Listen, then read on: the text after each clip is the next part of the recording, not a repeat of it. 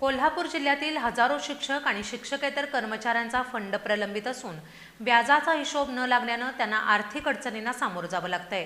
त्यामुळे आता महाराष्ट्र राज्य विनाअनुदानित शाळा कृती समिती आक्रमक झाल्याचं पाहायला मिळतंय।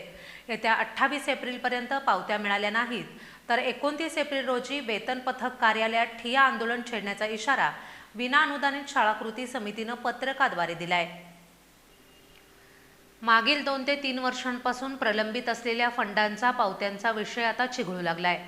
कोल्हापूर जिल्ह्यातील हजारो शिक्षक आणि शिक्षकेतर कर्मचाऱ्यांनी वारंवार निवेदन दिल्यानंतरही फंडांच्या पावत्या मिळाल्या नाहीत।